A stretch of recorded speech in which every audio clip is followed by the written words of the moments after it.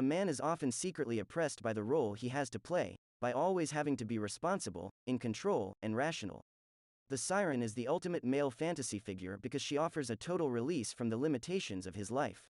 In her presence, which is always heightened and sexually charged, the male feels transported to a world of pure pleasure. She is dangerous, and in pursuing her energetically, the man can lose control over himself, something he yearns to do. The siren is a mirage. She lures men by cultivating a particular appearance and manner.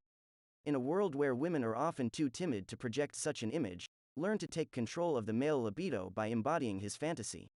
Siren is the most ancient seductress of them all. Her prototype is the goddess Aphrodite. It is her nature to have a mythic quality about her, but do not imagine she is a thing of the past, or of legend and history. She represents a powerful male fantasy of a highly sexual, supremely confident, alluring female offering endless pleasure and a bit of danger. In today's world, this fantasy can only appeal the more strongly to the male psyche, for now more than ever he lives in a world that circumscribes his aggressive instincts by making everything safe and secure, a world that offers less chance for adventure and risk than ever before. In the past, a man had some outlets for these drives: warfare, the high seas, political intrigue. In the sexual realm, courtesans and mistresses were practically a social institution, and offered him the variety and the chase that he craved. Without any outlets, his drives turn inward and gnaw at him, becoming all the more volatile for being repressed. Sometimes a powerful man will do the most irrational things, have an affair when it is least called for. Just for a thrill, the danger of it all. The irrational can prove immensely seductive, even more so for men, who must always seem so reasonable.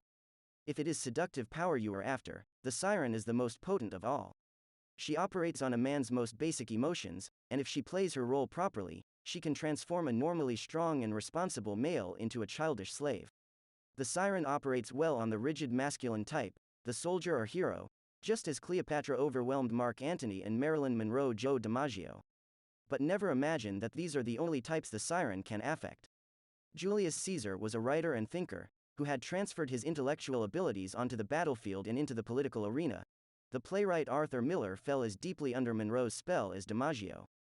The intellectual is often the one most susceptible to the siren call of pure physical pleasure, because his life so lacks it.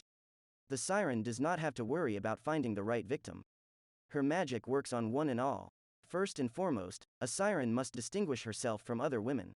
She is by nature a rare thing, mythic, only one to a group. She is also a valuable prize to be wrested away from other men. Cleopatra made herself different through her sense of high drama. The Empress Josephine Bonaparte's device was her extreme languorousness. Marilyn Monroe's was her little girl quality. Physicality offers the best opportunities here, since a siren is preeminently a sight to behold. A highly feminine and sexual presence, even to the point of caricature, will quickly differentiate you, since most women lack the confidence to project such an image. Once the siren has made herself stand out from others, she must have two other critical qualities: the ability to get the male to pursue her so feverishly that he loses control, and a touch of the dangerous. Danger is surprisingly seductive. To get the male to pursue you is relatively simple. A highly sexual presence will do this quite well. But you must not resemble a courtesan or whore, whom the male may pursue only to quickly lose interest in her. Instead, you are slightly elusive and distant, a fantasy come to life. During the Renaissance, the great sirens, such as Tullia d'Aragona, would act and look like Grecian goddesses, the fantasy of the day. Today you might model yourself on a film goddess, anything that seems larger than life, even awe-inspiring. These qualities will make a man chase you vehemently, and the more he chases, the more he will feel that he is acting on his own initiative. This is an excellent way of disguising how deeply you are manipulating him. The notion of danger, challenge, sometimes death, might seem outdated, but danger is critical in seduction. It adds emotional spice and is particularly appealing to men today, who are normally so rational and repressed. Danger is present in the original myth of the siren. In Homer's Odyssey, the hero Odysseus must sail by the rocks where the sirens, strange female creatures, sing and beckon sailors to their destruction. They sing of the glories of the past, of a world like childhood, without responsibilities, a world of pure pleasure. Their voices are like water, liquid and inviting. Sailors would leap into the water to join them, and drown, or, distracted and entranced, they would steer their ship into the rocks. To protect his sailors from the sirens, Odysseus has their ears filled with wax. He himself is tied to the mast, so he can both hear the sirens and live to tell of it, a strange desire. since the thrill of the sirens is giving in to the temptation to follow them. Just as the ancient sailors had to row and steer, ignoring all distractions, a man today must work and follow a straight path in life.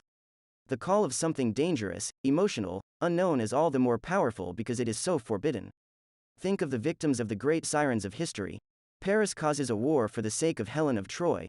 Caesar risks an empire and Antony loses his power and his life for Cleopatra. Napoleon becomes a laughing stock over Josephine. DiMaggio never gets over Marilyn, and Arthur Miller can't write for years. A man is often ruined by a siren, yet cannot tear himself away. Many powerful men have a masochistic streak. An element of danger is easy to hint at, and will enhance your other siren characteristics. The touch of madness in Marilyn, for example, that pulled men in. Sirens are often fantastically irrational, which is immensely attractive to men who are oppressed by their own reasonableness. An element of fear is also critical. Keeping a man at a proper distance creates respect, so that he doesn't get close enough to see through you or notice your weaker qualities. Create such fear by suddenly changing your moods, keeping the man off balance, occasionally intimidating him with capricious behavior.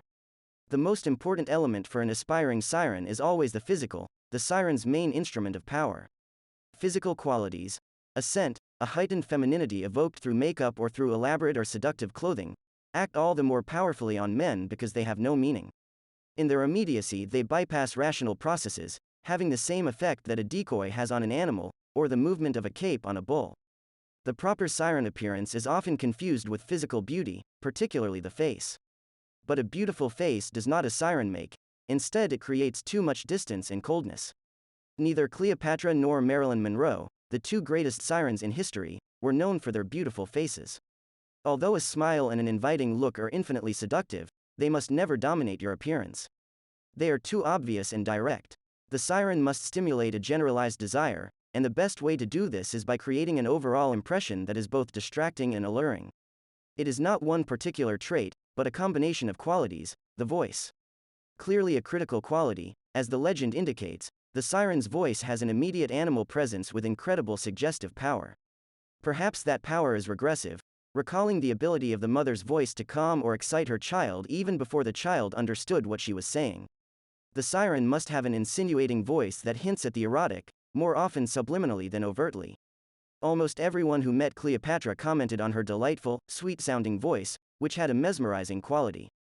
The Empress Josephine, one of the great seductresses of the late 18th century, had a languorous voice that men found exotic, and suggestive of her Creole origins. Marilyn Monroe was born with her breathy, childlike voice, but she learned to lower to make it truly seductive. Lauren Bacall's voice is naturally low, its seductive power comes from its slow, suggestive delivery. The siren never speaks quickly, aggressively, or at a high pitch. Her voice is calm and unhurried, as if she had never quite woken up, or left her bed. Body and adornment. If the voice must lull, the body and its adornment must dazzle. It is with her clothes that the siren aims to create the goddess effect that Baudelaire described in his essay, In Praise of Makeup. Woman is well within her rights, and indeed she is accomplishing a kind of duty in striving to appear magical and supernatural. She must astonish and bewitch. An idol, she must adorn herself with gold in order to be adored. She must borrow from all of the arts in order to raise herself above nature, the better to subjugate hearts and stir souls. A siren who was a genius of clothes and adornment was Pauline Bonaparte, sister of Napoleon. Pauline consciously strove for a goddess effect, fashioning hair, makeup, and clothes to evoke the look and air of Venus, the goddess of love. No one in history could boast a more extensive and elaborate wardrobe. Pauline's entrance at a ball in 1798 created an astounding effect. She asked the hostess, Madame Perman, if she could dress at her house, so no one would see her clothes as she came in. When she came down the stairs, everyone stopped dead in stunned silence. She wore the headdress of a bacchant, clusters of gold grapes interlaced in her hair, which was done up in the Greek style. Her Greek tunic, with its gold-embroidered hem, showed off her goddess-like figure. Below her breasts was a girdle of burnished gold, held by a magnificent jewel.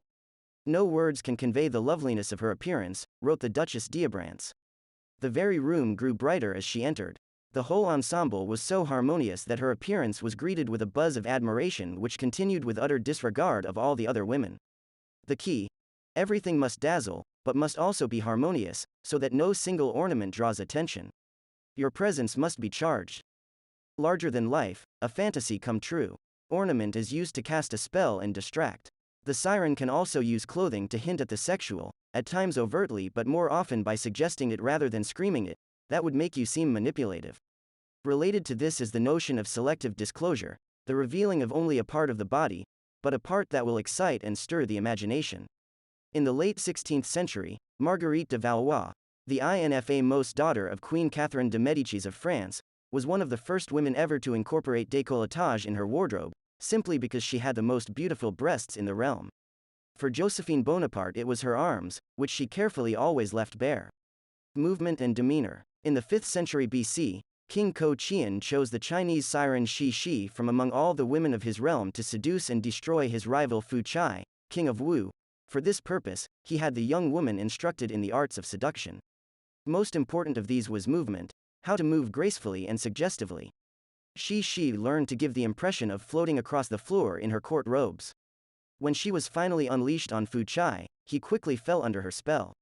She walked and moved like no one he had ever seen.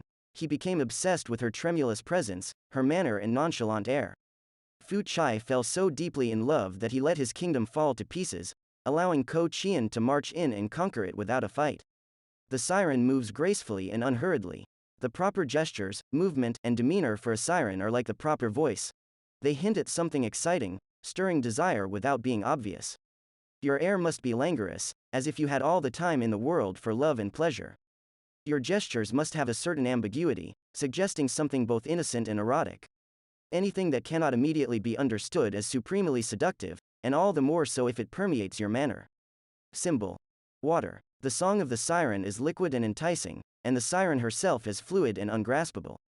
Like the sea, the siren lures you with the promise of infinite adventure and pleasure. Forgetting past and future, men follow her far out to sea, where they drown. No matter how enlightened the age, no woman can maintain the image of being devoted to pleasure completely comfortably. And no matter how hard she tries to distance herself from it, the taint of being easy always follows the siren. Cleopatra was hated in Rome as the Egyptian whore.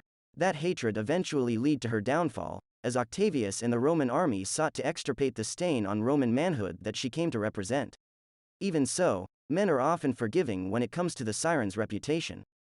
But danger often lies in the envy she stirs up among other women. Much of Rome's hatred for Cleopatra originated in the resentment she provoked among the city's stern matrons. By playing up her innocence, by making herself seem the victim of male desire, the siren can somewhat blunt the effects of feminine envy. But on the whole there is little she can do. Her power comes from her effect on men, and she must learn to accept or ignore the envy of other women. Finally, the intense attention that the siren attracts can prove irritating and worse. Sometimes she will pine for relief from it. Sometimes, too, she will want to attract an attention that is not sexual. Also, unfortunately, physical beauty fades. Although the siren effect depends not on a beautiful face but on an overall impression, past a certain age that impression gets hard to project. Both of these factors contributed to the suicide of Marilyn Monroe. It takes a genius on the level of Madame de Pompadour, the siren mistress of King Louis XV, to make the transition into the role of the spirited older woman who continues to seduce with her non-physical charms. Cleopatra had such an intellect, and had she lived long enough, she would have remained a potent seductress for many years. The siren must prepare for age by paying attention early on to the more psychological, less physical forms of coquetry that can continue to bring her power once her beauty starts to fade.